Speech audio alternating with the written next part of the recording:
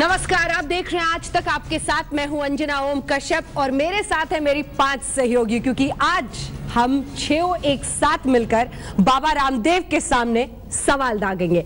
योग करते करते कैसे बाबा रामदेव आज टेलीविजन पर मुस्कुराते हुए कभी पेस्ट बेचते हैं, कभी क्रीम बेचते हैं, कभी खाने की चीजें बेचते हैं, लेकिन इन सब के बीच वो कितने पहुंचे हैं घरों में, कहां पहुंचा है उनका कारोबार, आने वाले वक्त में कहां जाएगा, इन सब पर चर्चा उनसे करेंगे। और सबसे पहले बाबा रामदेव, सवाल आपसे यही कि आज जो हमारे सामने बैठा है वो योग गुरु बाबा रामदेव हैं या फिर मार्केटिंग गुरु पतंजलि के रामदेव?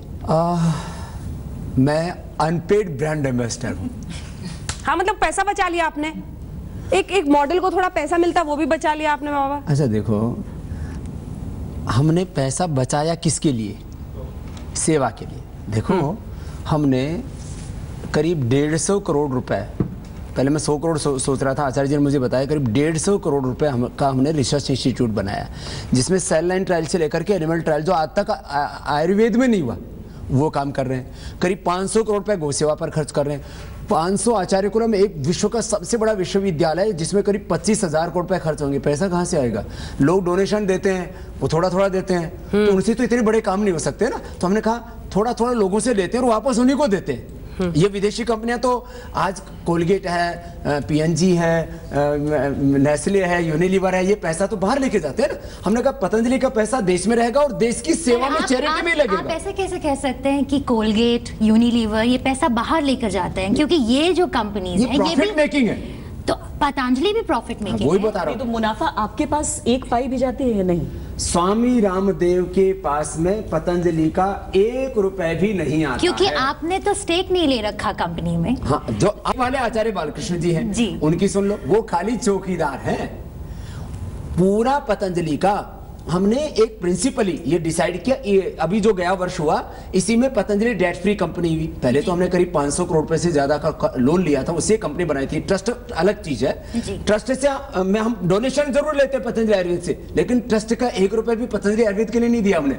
उसके लिए 500 करोड़ रुपए से ज्यादा का लोन लिया। अब वो कंपनी डेट फ्री हो गई। हमने घोषणा कर दिया अब कोई डिविडेंड नहीं जाएगा, और जो भी इससे प्रॉफिट आएगा वो 100% एजुकेशन के लिए, गाय के लिए, अनाथों के लिए, गरीबों के लिए इसी पर खर्च होगा। ये विदेशी कंपनियां तो 10% भी नहीं करती, सीएसआर के नाम पर 1 से 2% करती है खर्चा। 11-12 का जो आपका सारे डेटा देख रहे थे, 11-12 से 450 करोड़ के आसपास से अब 5,000 करोड़ आप लोग क्रॉस कर गए हैं। अगले साल 10,000 करोड़ क्रॉस कर जाएंगे। आगे जाएगा। आप सबकी शुभकामनाओं से। तो बाबा जी, सवाल यहाँ पे यही है कि उद्योगपति जो हमारे देश के शो कॉल जो इंडस्ट्रियलिस्ट हैं, उनमें और बाबा रामदेव में फिर फर्क क्या रहा? 2 बड़े फर्क हैं। एक बड़ा फर्क यह है कि हमारा प्रॉफिट किसी व्यक्ति के लिए नहीं है, चैरिटी के लिए। यह बहुत बड़ी बात है और मैं विज्ञापन में इस बात को कहता हूं और यह सत्य है। दूसरी बात, आप किसी भी कंपनी का साबुन ले लो, शैम्पू ले लो, पेस्ट ले लो, हमसे 25 से 50%, और दवाई लोगे तो 400-500% आपको महंगी मिलेंगी। एलोवेरा का जेल पतंजलि का 70 रुपए का है, तो दूसरी कंपनियों का, जो विदेशी कंपनियां, 500 से 1200 रुपए का है। कैसे पॉसिबल है? तो क्योंकि तो बताऊंगा आपकी मार्जिन उतनी ही है जितनी यूनिलीवर की है, जितनी और विदेशी कंपनीज की है। उनकी मार्जिन है 200%, 500%, 1000% किसी प्रोडक्ट में। मैं एबीसीडी सारी जानता हूं इसकी। मैं जिस बारे में बात करता हूं ना, योग शास्त्र हो, अर्थशास्त्र हो, राजनीति शास्त्र हो, मैं पूरा। लेकिन इन सब शास्त्रों के बीच एक बात और, पहले आप योग के जरिए आपने लोगों के मन में जगह बनाई, घरों तक पहुंचे आप, उसके बाद आप बिजनेसमैन के रूप में आप दिखाई देते हैं। अब आपने मॉडलिंग भी शुरू कर दी है, बड़े बड़े सेलिब्रिटीज को आप टक्कर देना शुरू कर चुके हैं। ऐसा देखो बहन, बहुत बहुत शुभकामनाएं आपको। तो बात यह है, मैं एक अनपढ़ माँ बाप के घर में, गरीब परिवार में पैदा हुआ, सरकारी स्कूल में पढ़ा हूँ, बाद में गुरुकुल में पढ़ा हूँ।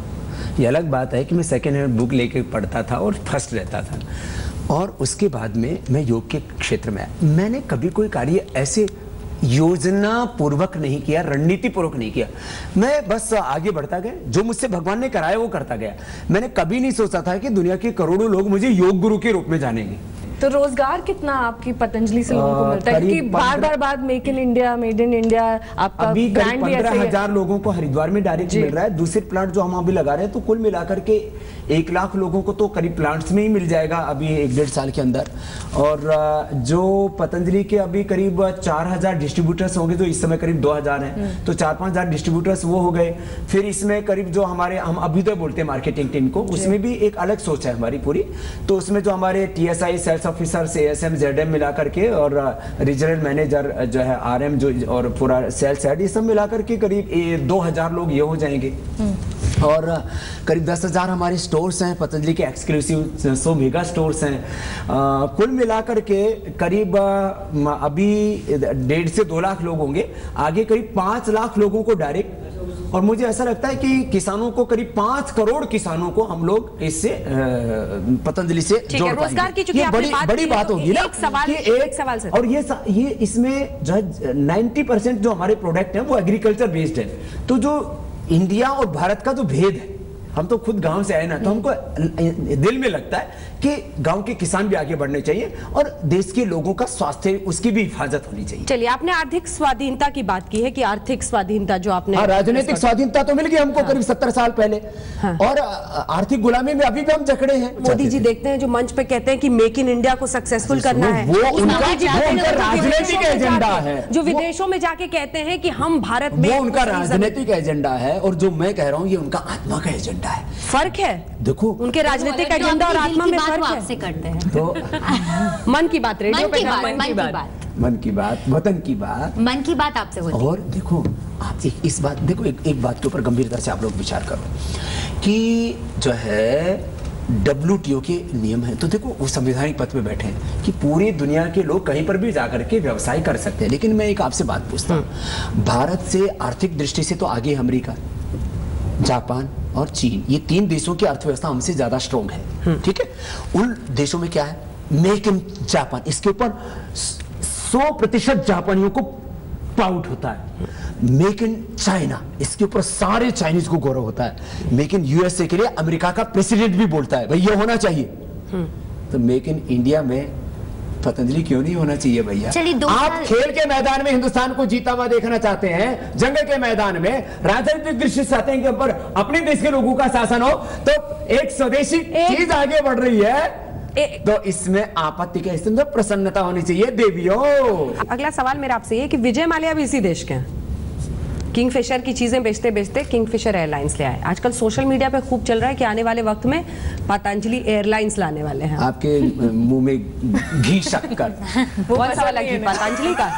पतंजलि का गाय का देसी और चीनी तो आप मना करते हैं टीवी पे खाने से। शक्कर वो देते हैं ना, वो बिना केमिकल वाली, वो है ना, जैगरी। हाँ, बहुत अच्छा है। हाँ, जो है ब्राउन शुगर बोलते हैं, वैसे ब्राउन शुगर दूसरा होता है, वो वाला नहीं। तो शराब पीने वाले तो बर्बाद होते हुए पूरे देश ने देखे, शराब बनाने वाले भी बर्बाद होते हैं। उसका लाइव एग्जांपल है विजय माल्या। इसलिए ना शराब पियो ना शराब पिलाओ, क्योंकि जो आप करते हैं, मैंने एक बार बोला था, आज से करीब 10 साल पहले की घटना है, तब भी आप लोगों के टेलीविजन से मेरी बहुत हेडलाइन बनाई थी। मैंने इतना ही बोला था कि शराब के व्यापारी ये कारोबार नहीं कर रहे, मौत की सौदागर है। कितनी संपत्तियां, कितने टापू हैं बाबा के नाम पर? सोशल मीडिया पर ये पूरा हिंदुस्तान बाबा का है, क्योंकि मैं भगवान का बेटा हूँ, भगवान जो है वो मेरा पिता है, सारी संपत्ति मेरे भगवान की है। हाँ, मुझे बहुत से लोगों ने दान दिया है, अभी भी हजारों लोगों ने मुझे अपने संपत्ति के पेपर भेजे हुए, 1000 से ज्यादा लोगों ने। किसी ने 5 एकड़, किसी ने 50 एकड़, किसी ने 500 एकड़।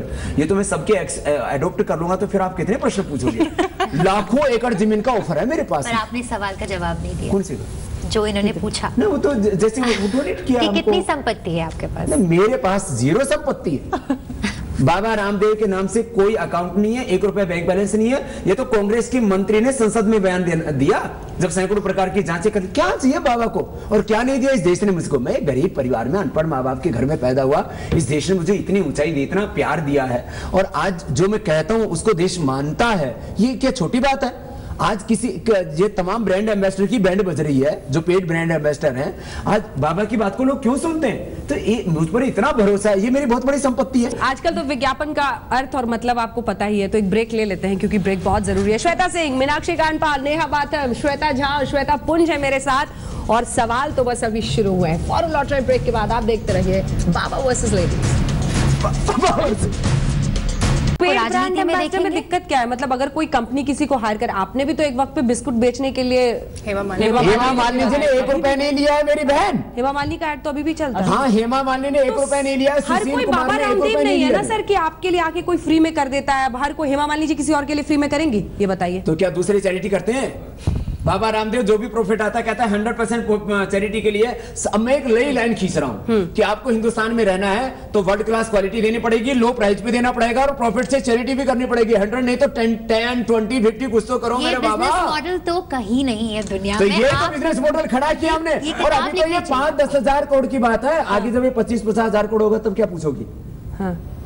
और अभी तो इसमें हरियाणा, राजस्थान, मध्य प्रदेश और उधर जो है विदर्भ में महाराष्ट्र और इधर जो है ये यूपी में बुंदेलखंड, सब जगह हम तो इसका विस्तार करेंगे। अभी 5 यूनिट, बाद में छोटी छोटी करके 50 सैकड़ों यूनिट लगाएंगे। स्वदेशी का जो सपना था हमारे महापुरुषों का, महात्मा गांधी का, चंद्रशेखर, राजगुरु, सुखदेव, मेरा हो तन स्वदेशी, मेरा हो मन स्वदेशी, मर जाऊं तो भी मेरा होवे कफन स्वदेशी। ये बाबा रामदेव का गीत नहीं, रामप्रसाद बिस्मिल का है। इसको भगत सिंह गाते थे और महात्मा गांधी स्वदेशी को लेकर के आगे बढ़े। तब क्या थे? उनको राष्ट्रपिता बोलते थे। मैं राष्ट्रपुत्र तो हूं।